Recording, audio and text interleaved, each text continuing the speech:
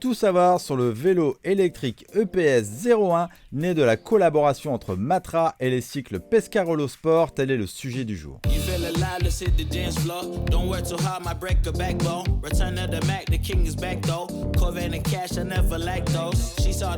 Bonjour à toutes et à tous et bienvenue sur la chaîne YouTube du magazine levélourbain.com.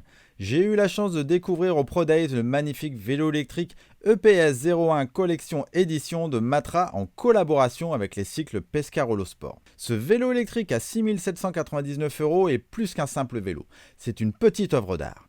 Donc au sommaire de cette vidéo, quelques mots sur la collaboration Matra-Pescarolo, sa présentation détaillée et ses caractéristiques, mon test avec mon avis ainsi que ma conclusion générique.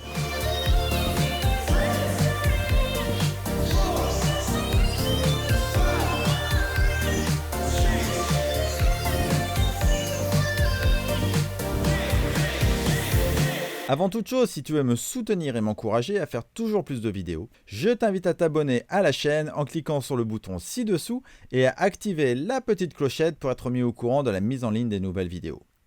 Alors, pour commencer, quelques mots sur la collaboration Matra et les cycles Pescarolo Sport. Matra et les passionnés d'automobile et de vélo ont repris la marque Pescarolo Sport en 2016. En 2020, ils créent l'activité Cycle et lancent une collaboration entre ces deux marques. Cycle Pescarolo Sport s'est aujourd'hui associé à Matra pour la conception de son premier VAE haut de gamme dont je te parle aujourd'hui.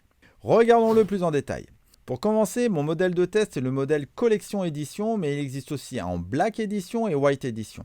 Au niveau des roues, ce sont des roues de 29 pouces avec des jantes en aluminium. Dessus, le vélo est vendu avec des pneus Maxxis Grifter, mais là, j'avais des Hutchinson Haussmann.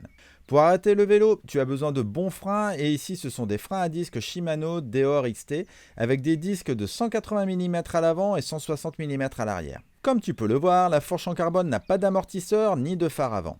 Par contre, le vélo possède une potence Kinect à suspension. Elle est certes massive, mais ultra efficace. Comme tu peux le voir, les câbles passent directement dans le cadre. D'ailleurs, il faut que je te parle du cadre, mais je garde le meilleur pour la fin. Sur le cintre, tu as des poignées ergonomiques, la console électronique, les leviers de frein Shimano, l'écran Sigma central, la sonnette Knog et la manette 14 vitesses. Pour changer de vitesse, tu ne dois pas pédaler en même temps. La console de commande permet d'allumer ou d'éteindre le vélo en appuyant sur le bouton du dessus. Tu peux aussi changer les 5 niveaux d'assistance avec les flèches haute et basse. Pour changer le mode et voir ta vitesse, ton kilométrage, le niveau de batterie et plein d'autres données, tu appuies sur le bouton plus ou moins. Petit plus futuriste, tu as des lumières sur le côté pour t'indiquer des informations. Au niveau de la transmission, tu as une courroie silencieuse et robuste reliée au monoplateau du moteur. Justement le moteur, c'est un Sach RS de 48 volts et de 112 Nm. Il est alimenté par une batterie BMZ de 47 volts et de 650 watts. Elle se trouve sous le cadre et s'enlève facilement avec une petite manette en aluminium. Il te faut 4h30 pour la charger complètement et tu as 5 LED pour te donner le niveau de charge. On recule et on a la selle Royal Essenza Plus qui tient sur une tige de selle Kinect à suspension.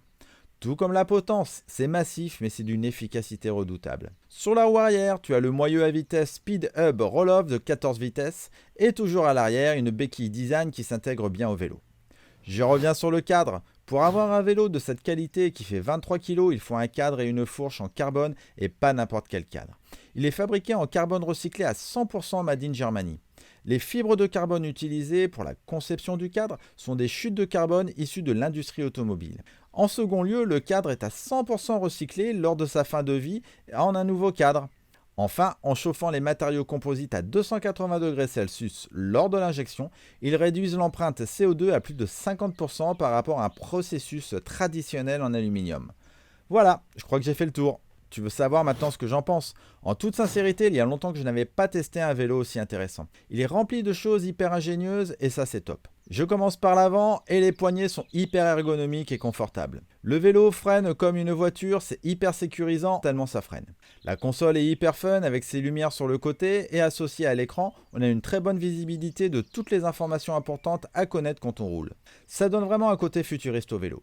Tout est intuitif comme sur un appareil Apple. Le rangement des câbles est assez commun mais relativement propre pour être mentionné. Les amortisseurs au niveau de la potence et de la selle ne sont certainement pas très esthétiques mais c'est d'une efficacité redoutable. J'avais vraiment l'impression de rider sur un VTT de descente en tout suspendu. En plus, c'est moins lourd je pense qu'un système tout suspendu. Concernant les vitesses, il y en a beaucoup et on voit que le vélo est aussi fait pour aller titiller les montagnes et les reliefs escarpés. Le moteur est tellement puissant qu'en côte, j'avais l'impression d'être sur une moto et plus sur un vélo. Puisque je te parle du moteur, le fait qu'il soit central, qu'il soit puissant et relié au moteur arrière par une courroie donne une réactivité quasi immédiate au coup de pédale. En plus, c'est ultra silencieux.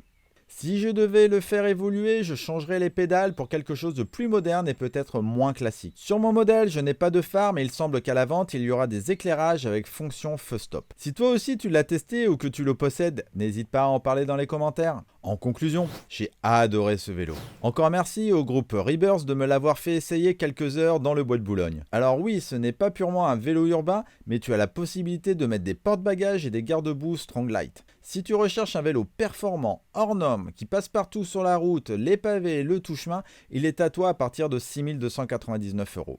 Voilà, c'est terminé pour cette vidéo. Si tu l'as trouvée intéressante, je t'invite à cliquer sur le pouce vers le haut et à la partager. Tu peux la retrouver sous forme d'article sur le web magazine levelourbain.com et je te dis à très vite pour de prochaines vidéos. Ciao ciao.